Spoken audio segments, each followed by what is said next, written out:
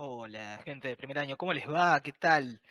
Un nuevo encuentro a través de la virtualidad en esta semana, una de las últimas ya antes de las vacaciones de julio.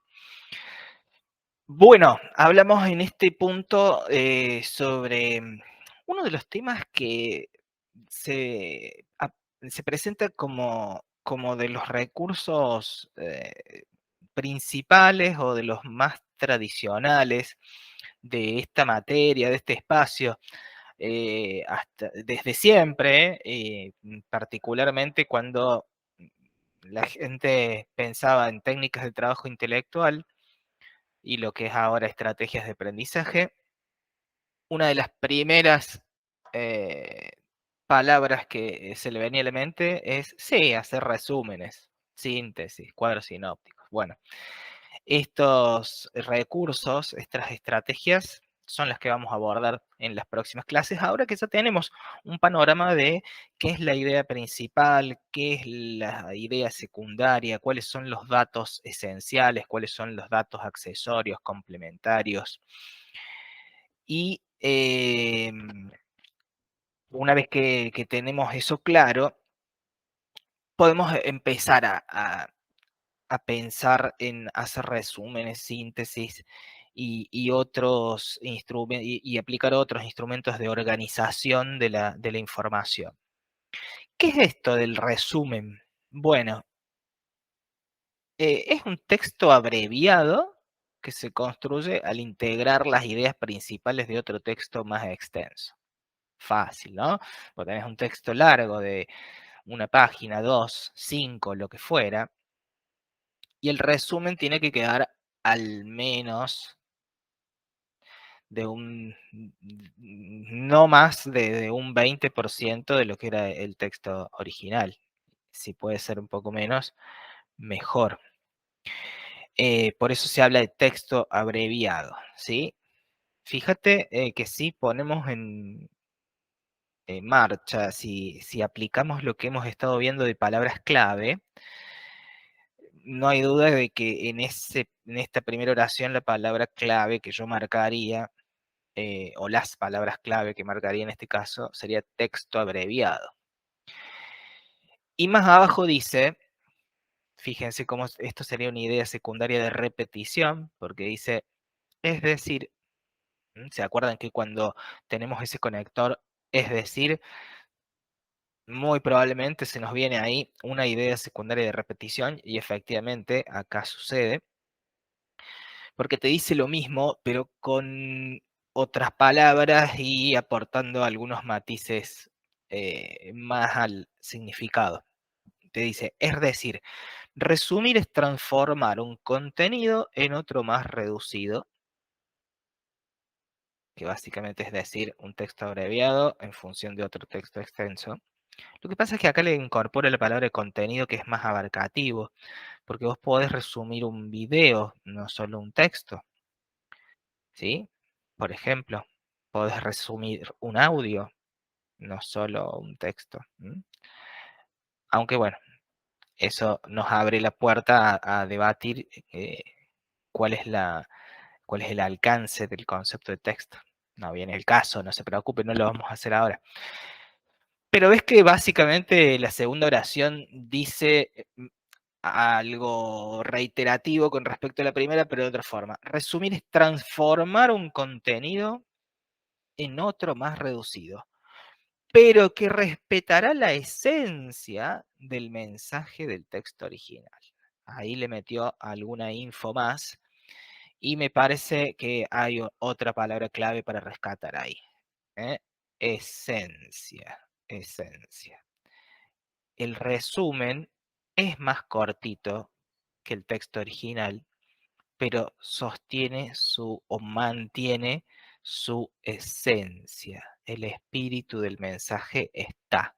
Si vos lees el resumen, te debe llegar el núcleo del mensaje del mismo modo que te llegaría si leyeras el texto completo.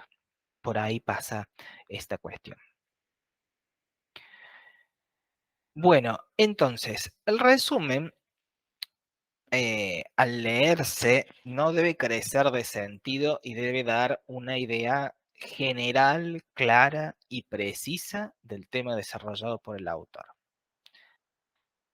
Es decir, nuevamente ese conector que tanto usamos. Es decir, vos lees el resumen y tenés que tener un panorama completo, claro, eh, y bueno, y coherente, por eso dice, no debe, no debe carecer de sentido, debe ser algo que cuando vos lo leas, no digas, pero esto no se entiende, o acá falta algo, o acá, si te queda esa sensación de que falta algo y el resumen está mal hecho, le faltan algunas ideas principales. ¿Te acordás que dijimos que si nosotros eliminamos la idea principal de un texto y volvemos a leer el texto y pierde sentido, entonces eso que eliminamos era la principal? Em, por eso dice, lo que tiene que ocurrir es que lo que suprimiste, porque en el resumen suprimimos datos accesorios, ideas secundarias, introducciones, ejemplos. eh, si sacando todo eso no modificamos el sentido ni el punto de vista del autor y se entiende perfectamente como un todo completo, bueno, ahí está bien hecho el resumen. Obviamente esto se perfecciona con la práctica y con el ejercicio permanente de estar estudiando, que lo vas a hacer a lo largo de todos estos años. Pero está bueno arrancar por esto, está bueno conocer esto primero. ¿Qué tengo que hacer entonces? Bueno, vos me decís, bárbaro, suena muy bien, pero ¿por dónde voy? ¿Cómo arranco con esto? Bien. Nosotros habíamos ya eh, prácticas de identificar ideas principales. Bueno, esas ideas principales que identificas, tenés que llevarlas al nuevo texto, que será este texto reducido, abreviado, que vamos a llamar resumen. Bueno, ahí vamos a llevar las ideas principales. Eso es lo primero que hay que hacer. Después vas a ver que probablemente si lo lees de corrido a las ideas principales que seleccionaste, le puede faltar algo, ¿sí? Coherencia, articulación entre unas y otras. Y para eso están los conectores. ¿Qué son los conectores? Bueno, todas esas expresiones o palabras como por otra parte, por lo tanto, el mismísimo, es decir, de esta forma, en consecuencia, de hecho, en cambio, sin embargo, no obstante, como si estás por terminar, puedes decir en conclusión, finalmente, en resumen, en síntesis, ahí está, programas de tele que se llaman así, que dan esa idea de que vas a finalizar con una conclusión. Si estás en el desarrollo del resumen, bueno, en tanto, luego, mientras, si quieres ratificar algo, de hecho, o reforzarlo, de hecho, naturalmente, lógicamente, hay cientos de todos estos conectores, de consecuencia, ¿no? Por lo tanto, entonces, en consecuencia, por ende lo vas a usar más en el lenguaje escrito, no tanto en la oralidad.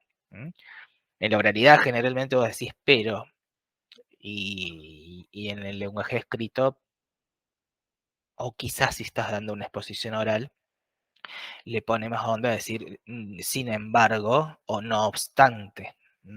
No obstante ya es como, no, no hablas con tus amigos o amigas diciéndole no obstante, este, la fiesta quizás esté muy buena, no obstante tengo que estudiar. Bueno, pero para los resúmenes, para las expresiones escritas queda muy bien. Así que tenés montones de esos conectores que vas a profundizar en el uso, enriquecen la redacción, obviamente, así que está bueno conocerlos, emplearlos, animarse a utilizarlos, y lógicamente que en lengua lo van a hacer y lo van a trabajar eso. Bueno, estos conectores entonces te van a conectar, valga la redundancia, por eso se llaman así, articular y relacionar las ideas y las oraciones para que te quede ese nuevo texto abreviado que te queda, va a tener cohesión, coherencia, todo lo que sabes de lengua. Bueno, además de esto, de transcribir las ideas principales, meterle conectores a esas ideas para armar este nuevo texto de una manera más prolija, también lo que hay que tener cuidado en el resumen es mantener el orden de los conceptos tal cual como los presenta el autor. ¿Sí? Vos me dirás, no, bueno, yo habitualmente lo que hago es ponerlo en otro orden. Bueno, ya vamos a ver que eso es otra técnica.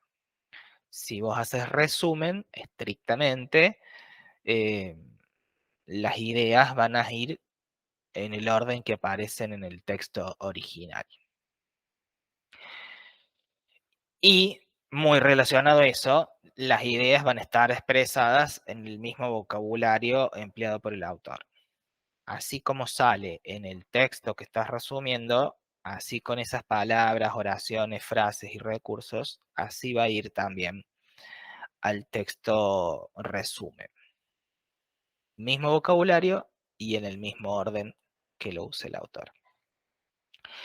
Bueno, y acá viene algo de lo interesante del recurso, ¿por qué es útil? Bueno, porque algo de lo que vamos a hacer es eliminar, borrar, delete, suprimir todos los ejemplos, diálogos, expresiones entre paréntesis, guiones o todos datos accesorios. Con el correr del estudio, eh, te vas a entrenar en darte cuenta qué es lo esencial y qué es lo accesorio.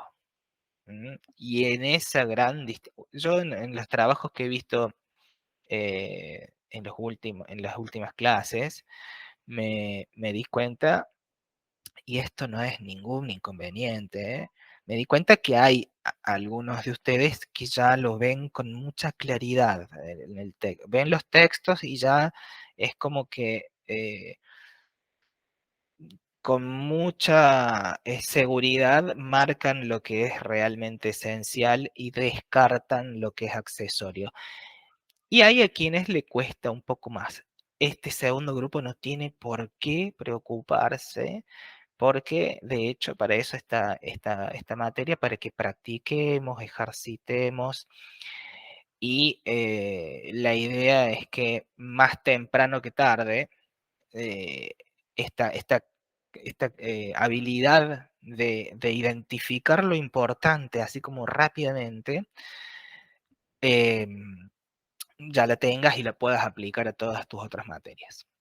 Y vas a ver que estuviera así es mucho más provechoso. Entonces, todo lo que está ahí, por ejemplo, la imagen, lo que quiere decir, todo lo que está dentro de los paréntesis o que identificamos como secundario, como accesorio, fuera, out. Entonces, ahí eso nos limpia bastante el texto para que podamos llevar el resumen solo lo que importa, solo lo que tiene la esencia del texto. Eh, y una vez, una vez un chico en otro curso, en otro año, me hizo una pregunta súper inteligente realmente y me decía, ¿y por qué los libros no ponen directamente las oraciones principales? Las oraciones que son ideas principales y, y lo hacen así, y hacen los libros así directamente. Bueno, interesante, creativo. Pero bueno, lo que ocurre es que las ideas secundarias, los datos accesorios, los ejemplos, como hemos visto, sirven para reforzar, para aclarar, para apoyar una idea, para completarla un poquito, para ilustrarla, graficarla, verla con más claridad.